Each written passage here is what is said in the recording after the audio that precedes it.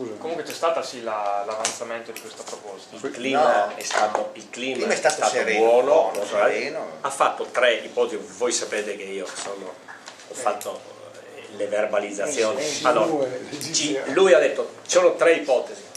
Primo, il sindaco Bertoncello prenda atto della situazione e si dimetta. Seconda soluzione, l'opposizione accetta un governo di larga intesa, cioè l'ipotesi di larga intesa.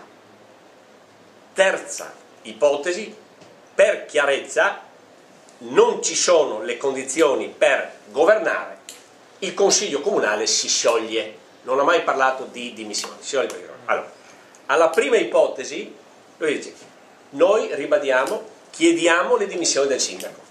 Il sindaco nel frattempo nelle sue introduzioni aveva detto, per le motivazioni che ha addotto prima, dice non mi dimetterò mai.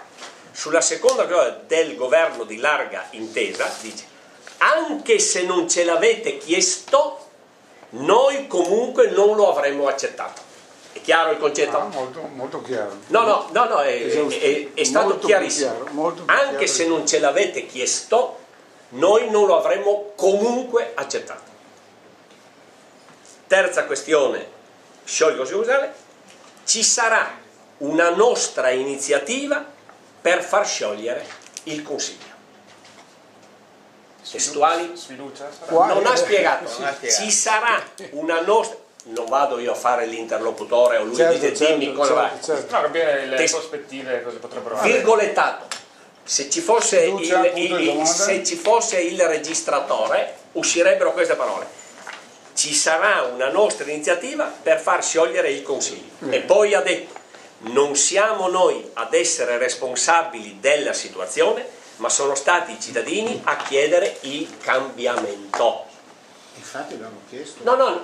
Non voglio fare valutazioni, mi fermo alle enunciazioni verbali.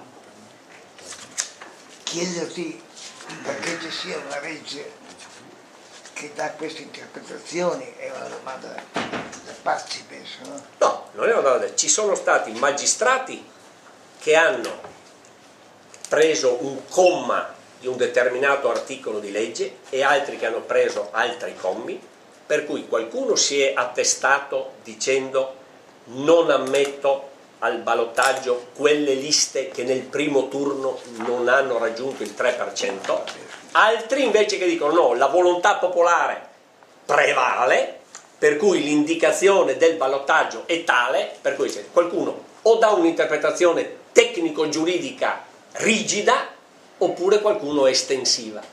Nella testa dei magistrati che giudicheranno il TAR del Veneto, in questo caso prima di ottobre-novembre una sentenza non ci sarà, qua non, caro Ugo, non ci sono state anche sentenze del TAR che sono state ribaltate dal Consiglio di Stato.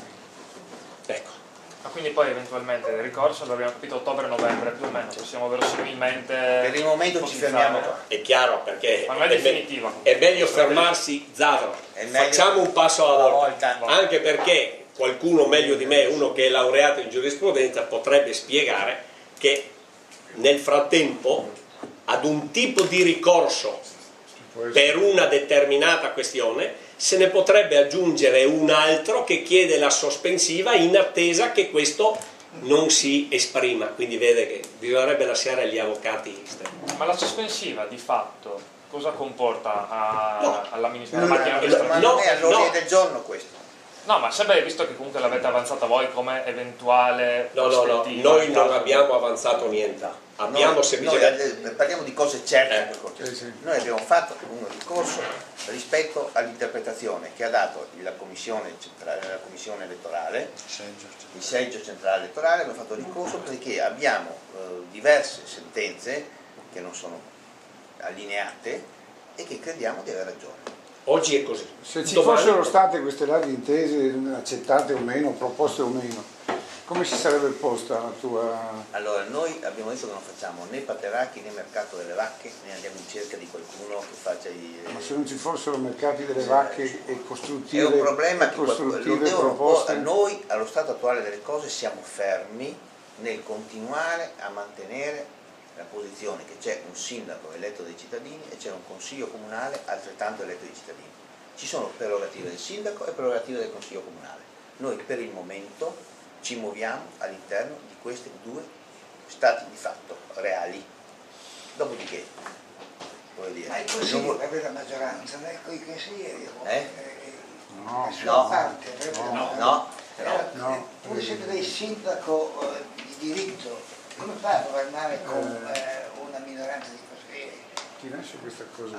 Questa è una domanda, voglio dire, che potrei anche non essere in grado di comandare, perché il Presidente del Consiglio lo nomina, voglio dire, la maggioranza numerica del Consiglio, però ci sono delle prerogative del sindaco e delle prerogative del Consiglio. Il Consiglio può assumersi la responsabilità di approvare o non approvare delle cose e può creare dell'immobilismo. Collaborare significa per lei che lei rimane sindaco e... Io sono proclamato, sì.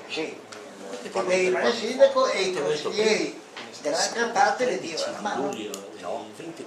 Poi le faccio un esempio, parliamo del Pio X, si porta l'attenzione del Consiglio del Pio X, non c'è nessun paternacchio, se ci dovesse essere una valutazione che coinvolge, come avviene adesso, anche se avessi la maggioranza, c'è l'astensione e anche la parte che vota contro, il Presidente del Consiglio porta l'attenzione del polo ospedaliero, potrebbe essere che alcuni votano, alcuni non votano, ma io non voglio nella maniera più assoluta che si possa pensare che ci sia il mercato delle vacche e che ci sia Padovese che va a trovare un altro e gli dica senti su questo argomento mi dai una mano per farlo passare. ma insomma consistente, Consistentissimo. una mano consistente. No, basta uno, No, ho capito, era una battuta. No, consistente nel senso che il peso specifico, questo lo davo per scontato, ma siccome io sto parlando di atti, non di maggioranza, minoranza, commissario, non commissario, sto parlando di come funziona il Consiglio, voglio dire, il Consiglio è sovrano.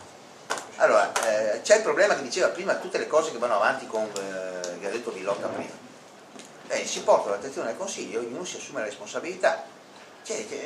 Non c'è mica nulla di scandaloso, cioè voglio dire, dopodiché fra 3 mesi, 4 mesi, 5 mesi, senza danneggiare la città, si decide che ci sono le elezioni regionali, si va alle votazioni, andiamo tranquillamente alle votazioni e non facciamo pagare la città a un prezzo elevato. Questo è quello che diciamo, tutto lì, questo è il mandato che noi abbiamo dalla coalizione. Dopodiché in politica lo vedremo più avanti cosa succederà, non dipende da noi. Certo che se il clima è positivo e sereno, si va verso la città, si va verso la soluzione di problemi reali e c'è condivisione tra le forze politiche, lavoriamo serenamente e produciamo. Se c'è conflittualità o competizione o mi te vedrà a casa di riposo, no, mi il presidente di qua, noi non accettiamo questa impostazione nella maniera più assoluta. Rifiutiamo qualsiasi impostazione che non sia fatta alla luce del sole e con le regole che ci vengono assegnate dalla legge e dalla volontà degli elettori. Cioè, c'è un sindaco che è stato eletto con 1000 voti di differenza tra il primo e il secondo turno, 300 e 700, 1000 voti, e un sindaco, vuol dire, che è stato già nominato sindaco a tutti gli effetti. Se qualcuno vuole mandarlo a casa, lo mandi a casa, se ne assume la responsabilità e basta. Grazie a tutti, arrivederci. Ciao.